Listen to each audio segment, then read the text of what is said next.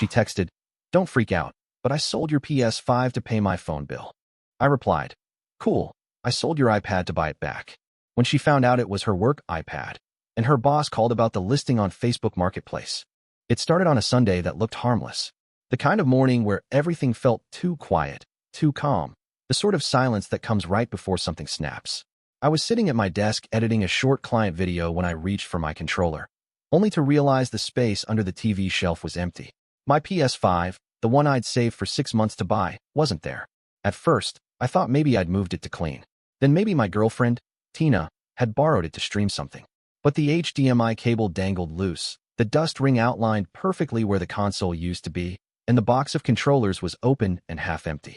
Tina had left early that morning for her shift at Optivon, the tech supply company she worked for. She said she had an urgent meeting. That wasn't unusual lately. For the past few months, she'd been doing overtime a few nights a week. She came home late smelling of some new perfume she claimed her coworker gifted her. She'd started wearing lipstick to work again.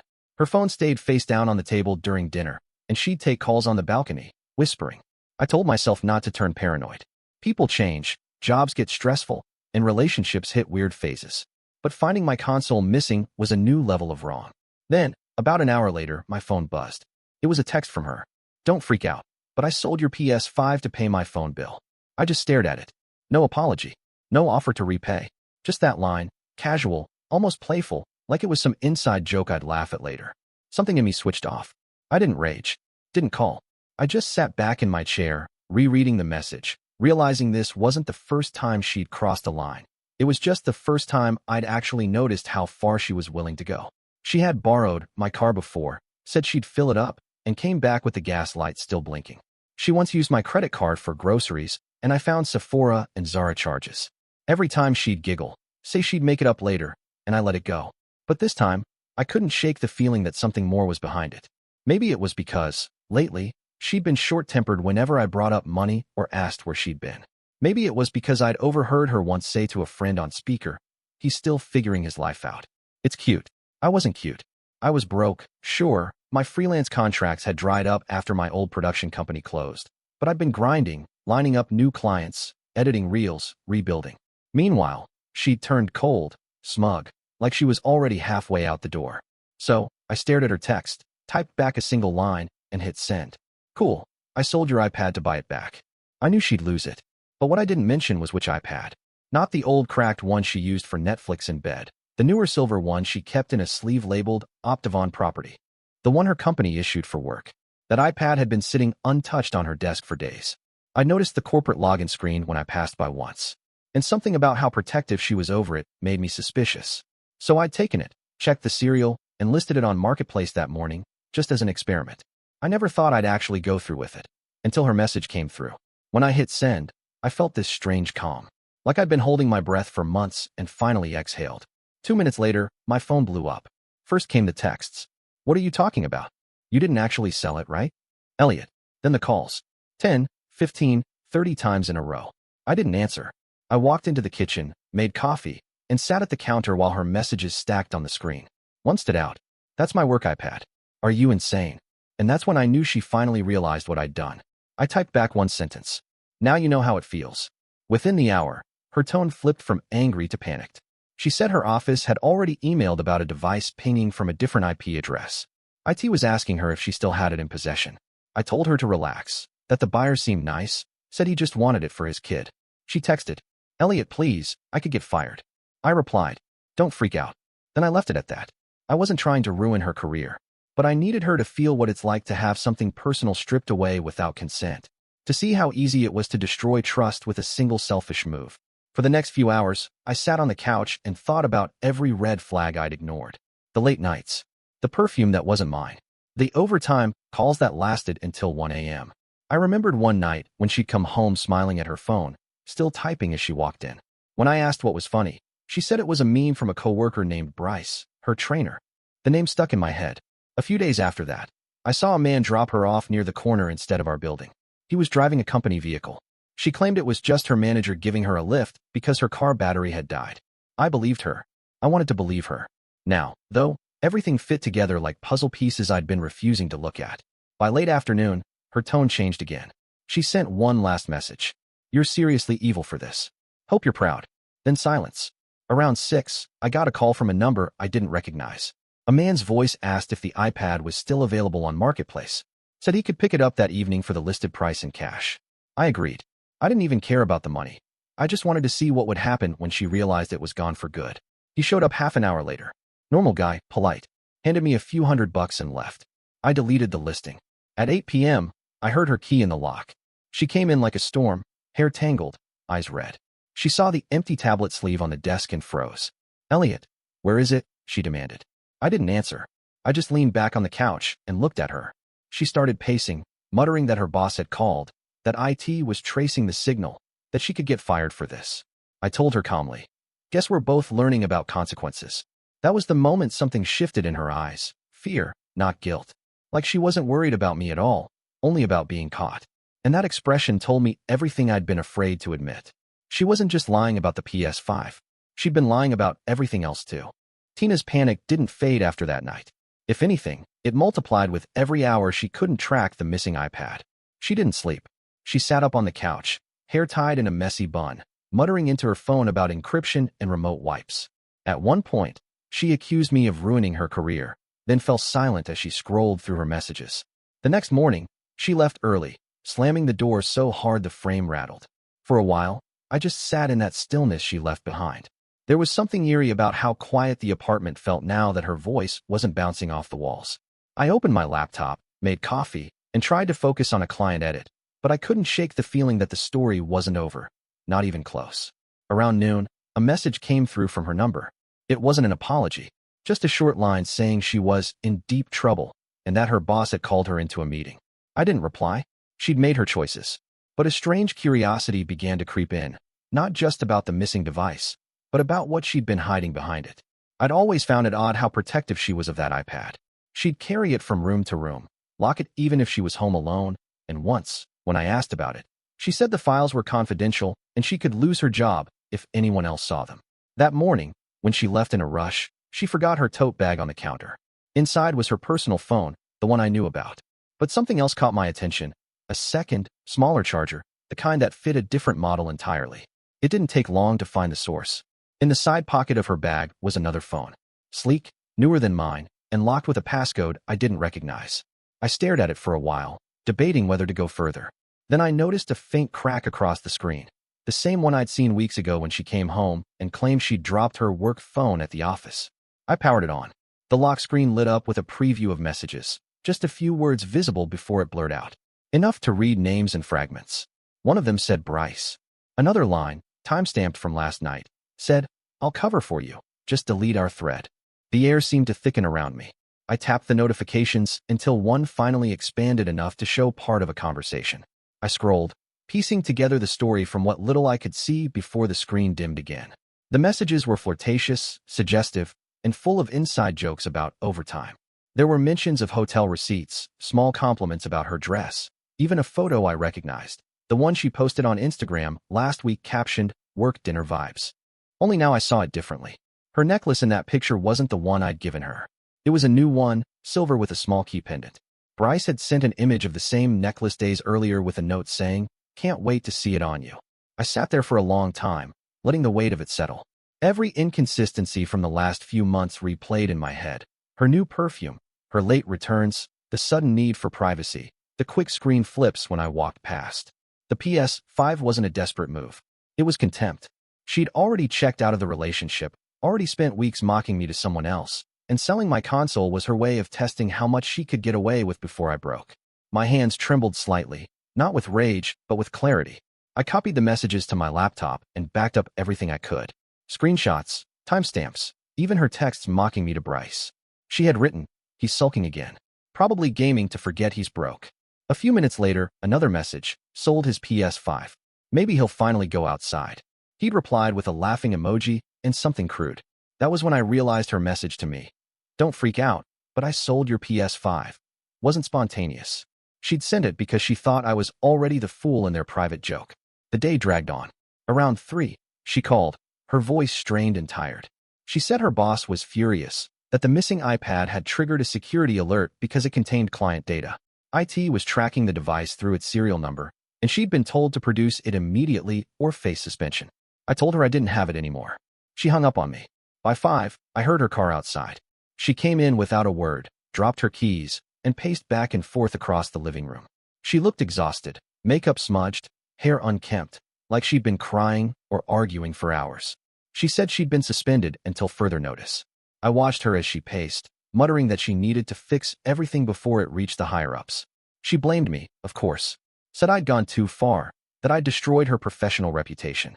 But underneath the panic, there was something else, fear. Not just of losing her job, but of something larger unraveling. I could see it in the way her eyes darted whenever her phone buzzed. That night, when she went to shower, I noticed her laptop still open on the dining table. She'd left her messaging app logged in, the one linked to her work phone. I scrolled through the most recent chat with Bryce. The tone was desperate now, no more jokes. She told him what happened, how she couldn't find the iPad, how she was scared IT might find something in the backups. He told her to keep calm and not mention him at all. Then he added that he couldn't risk his position for a mistake she made. It was clear he was cutting her off. I closed the laptop quietly and went to bed on the couch. For the first time in months, I felt an odd sense of peace. The lies were no longer shadows. They were fully visible now.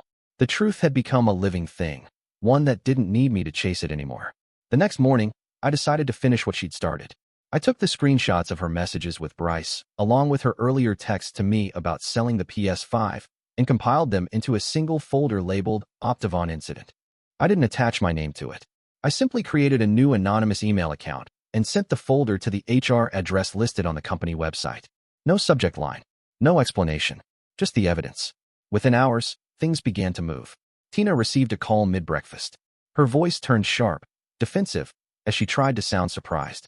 I listened from the kitchen as she promised to come in to clarify everything. Her hands shook while she gathered her things. By the time she left, I knew her world was about to collapse. But I didn't feel guilt. She'd gambled on deceit, treating loyalty like a currency she could spend and replace. What she didn't realize was that every lie leaves a trail, and she'd left an entire network of them. That afternoon, a message from her coworker appeared on Facebook, someone I barely knew but who apparently knew me through her posts. It said only, "You should check your marketplace messages." When I opened them, I saw new notifications. The buyer who'd purchased the iPad had contacted me again, asking if everything was okay. Then another message appeared, not from him, but from a user whose profile photo was the Optivon logo. They said they were from the company's IT department and needed to verify a listing tied to a stolen device. I didn't respond. I deleted the messages and cleared the listing entirely. By evening, I started receiving calls from numbers I didn't recognize. One after another. I didn't answer any. I already knew what they wanted. I knew that Tina's manager had probably seen the screenshots. I knew the investigation had begun. When Tina finally returned that night, she was pale. She said she'd been temporarily suspended, pending a full review of the incident. She didn't mention Bryce's name. She just said someone had sent private messages to HR. She tried to act confused about how they got there, as if it were some digital mistake. But the way she avoided eye contact told me she knew exactly who had done it. For the first time since we'd met, she didn't try to control the situation. She didn't threaten, didn't insult, didn't even cry. She just sat quietly at the edge of the bed, staring at the floor. The silence stretched until it felt like a living thing between us. I went to the window, looked out at the streetlights, and wondered how many other people had gone through this same quiet ending. The slow disintegration of trust disguised as love. Tina eventually fell asleep. I stayed awake, listening to her restless breathing, and thought about how everything had shifted. She'd sold my console. She'd sold her integrity. And by morning, she'd realized she'd also sold her future. 2 days later, it all began to unravel faster than either of us could keep up. I was drinking coffee in the kitchen when I heard the distinct tone of an unfamiliar ringtone coming from the bedroom. Tina's phone. She was still asleep, curled up in a blanket, the glow from the window half covering her face. I picked up the phone and saw the caller ID, Optivon Corporate Office.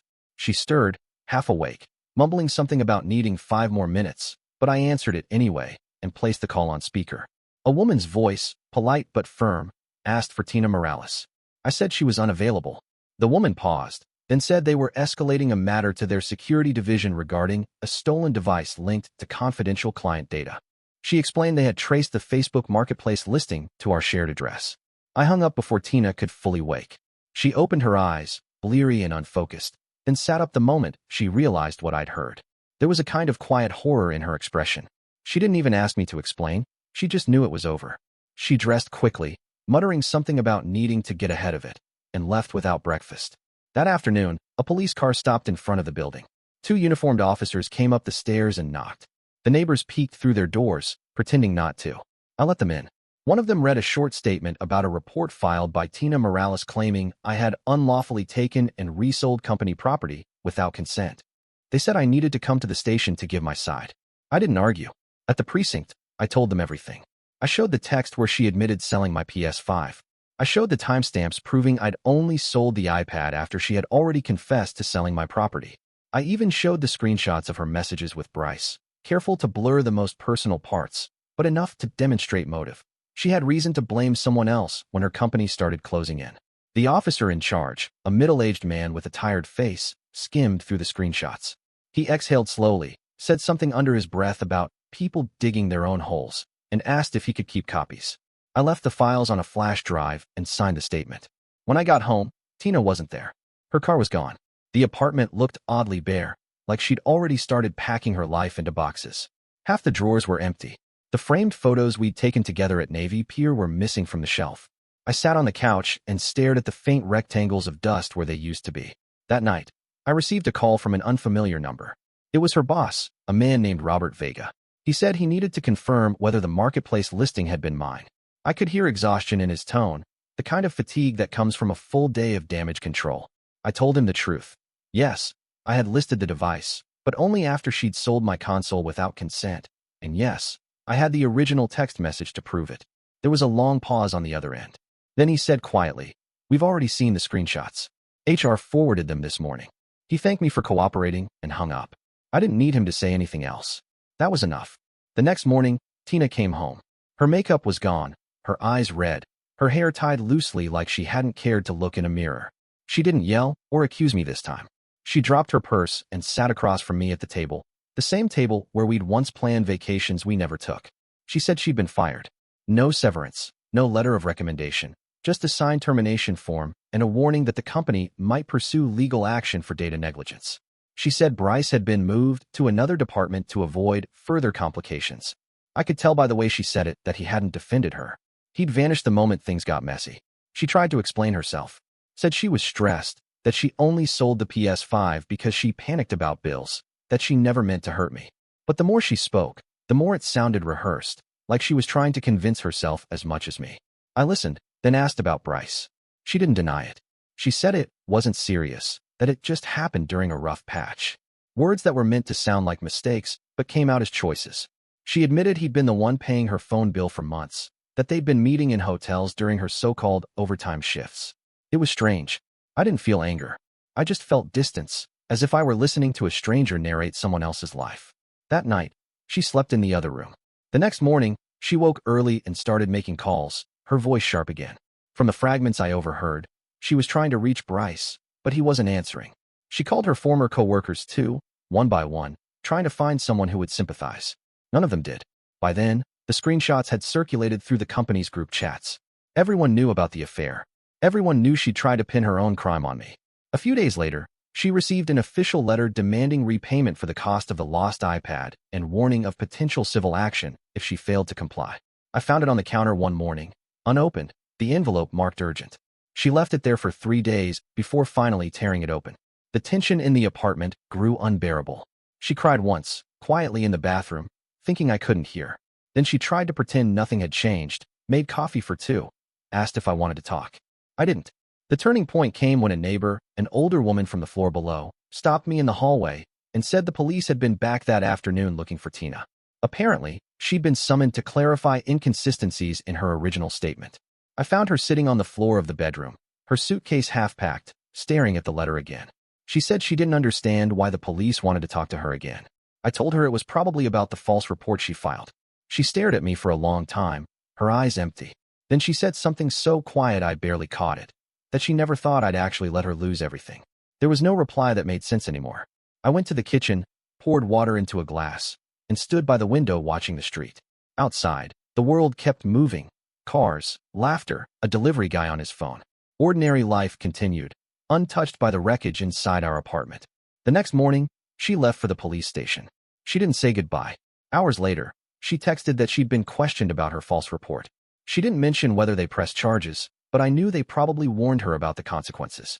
By the weekend, she had packed most of her belongings. The boxes disappeared one by one. I didn't ask where she was going. I didn't need to. A week later, I got another call from Robert Vega. This time, his tone was different, measured, almost respectful. He said the company was closing the investigation and that he wanted to thank me for cooperating. Then, almost hesitantly, he asked if I'd ever considered doing freelance data management work. He said they had a temporary opening, and my composure during the whole ordeal had impressed the HR director. I said I'd think about it. When I hung up, I sat there for a while, letting the quiet settle again. The apartment felt lighter now, stripped of tension, stripped of her. But every object around me, the couch, the shelves, the faint mark on the wall where her photo used to hang, carried traces of what had happened. It struck me how betrayal doesn't explode all at once. It leaks slowly, filling the air until everything starts to corrode. And when the noise finally stops, what's left isn't heartbreak or rage. It's just space. Empty, quiet space. Tina never came back after that. I didn't reach out. I didn't delete her number either. I just left it there, dormant, like an old scar I didn't need to hide but didn't care to touch again. The silence after she left didn't feel peaceful at first. It felt hollow, like someone had vacuumed the air out of my life. Every room carried her echo, drawers half closed, a faint scent of her perfume on the blanket, her coffee mug still by the sink. But slowly, that silence became something else. Not emptiness. Relief. I began cleaning, not because I needed order, but because I wanted to reclaim the space. The apartment had always felt like mine and not mine, a place suspended between her chaos and my restraint. By the end of the week, I boxed up everything she'd left behind. Her clothes, shoes, old receipts, the half-broken jewelry she used to leave on the dresser. I stacked the boxes near the door and taped a note on top that said, "You forgot these." She never came to pick them up. For a few days, I watched her life collapse through the digital trail she couldn't erase. Her old coworkers started posting vague messages online about snakes in the office and unprofessional behavior. Someone shared a screenshot of the HR memo detailing her termination. Nothing explicit, just confirmation that she'd been dismissed for breaching data confidentiality. It circulated through local Facebook groups faster than gossip could breathe. By the second week, her name was trending in a small Chicago community forum. A post titled, "Employee Sells Company iPad for Cash, Gets Fired," had her initials and snippets from her text messages. The tone was merciless. I didn't share it. I didn't have to. Then came the part one hadn't anticipated. A message from Bryce's wife. She'd found my email through one of the HR files that leaked online. She thanked me, not for revenge, but for clarity. She said she'd known something was wrong for months, but couldn't prove it. Tina had been messaging Bryce while he was home, sometimes while his wife sat next to him on the couch. The affair had started long before the PS5 incident. What hurt her most wasn't the infidelity, but how ordinary the lies had become. I didn't reply to her message. I didn't need to relive it again. Meanwhile, Optivon followed through with their warning. Tina received a formal demand letter requesting reimbursement for the iPad's full value and associated security costs, nearly $5,000 in total. She posted a story on her private Instagram account calling the company cruel and claiming she'd been framed. The comments were turned off. Through mutual acquaintances, I learned she had moved back to her parents' house in Indiana. No job, no savings, and apparently Bryce had been demoted to a different branch after the internal audit. The company wanted to keep things quiet. They didn't want headlines. But within their circles, everyone knew. I didn't celebrate. I just started working again. The offer from Robert Vega came through officially a week later. A short-term contract to manage their digital archive and video content. It wasn't glamorous, but it was stable, and after months of financial uncertainty, stability felt like wealth. I accepted. For the first time in a year, my life had rhythm again. Wake early. Work. Cook dinner for one. Sleep soundly. No arguments. No drama. No sudden mood shifts. I rediscovered small things I'd forgotten mattered. Music playing while I cooked, leaving my wallet on the counter without fear, coming home to an apartment that stayed exactly as I left it. A few weeks later, a letter arrived addressed to resident. It was from the building manager. Apparently, Tina hadn't paid the last 2 months of shared utilities before she left. I covered them without complaint. Paying her debts felt like paying a final toll at the end of a long, disastrous journey. One Saturday, while cleaning the storage cabinet, I found her old notebook wedged behind a box of cables. The first few pages were mundane, grocery lists, work notes, random reminders. But deeper inside, I found scribbled thoughts, almost like diary entries. Some were angry, others insecure, full of doubts about her life, her job, her future. One line caught my attention. He's too patient. I need someone who pushes back. It was strange reading that, because patience was exactly what had held us together for as long as it did. She wanted chaos, or maybe just proof that she mattered enough to provoke someone. She mistook kindness for weakness. I tore those pages out and burned them in the sink. Watching the ink curl into ash felt final. Around that time, a charity drive appeared outside a local electronics store, a collection for kids from underprivileged families who wanted gaming consoles. I stopped by after work, dropped an envelope of cash, and added a short note inside, for kids who didn't have theirs sold. The clerk smiled, not understanding the joke, but it didn't matter. That single act felt cleaner than any revenge. Life moved on. 2 months later, I saw Tina again, by accident. I was walking downtown with a coworker when I spotted her across the street outside a small retail shop. She was wearing a faded uniform polo and name tag. She didn't notice me at first, but when our eyes met, she froze. The defiance she used to wear like armor was gone. She looked smaller, drained, as if the world had taken back everything she once claimed as hers. She didn't come over, and I didn't wave. We just stood there for a few seconds, separated by traffic and everything that had happened. Then she turned away and went back inside. That night, I came home, set my new PS5 on the table, and let it boot up. The screen glowed softly, the startup chime echoing through the room. It wasn't about gaming anymore. It was a symbol, the one thing she tried to take that I reclaimed on my own terms.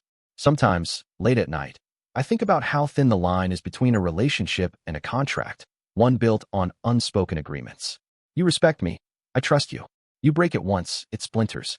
Break it twice, it dies. People think betrayal ends with confrontation, but it doesn't. It lingers, reshaping how you see kindness, generosity, even silence. For months, I'd blamed myself for not noticing sooner, for letting things slide. But looking back, I realize indifference protects better than rage. When everything collapses, the one who stays calm wins. It's been half a year now. I still work remotely, still live in the same apartment, though it feels brand new. I painted the walls lighter, replaced the old couch, and hung a print above the TV. A minimalist quote that reads, "Take nothing for granted." Sometimes I get messages from old mutual friends asking if I've heard from Tina. I never respond. There's nothing left to say. She made her trade. Love for convenience, loyalty for attention, trust for temporary comfort. I built mine back brick by brick.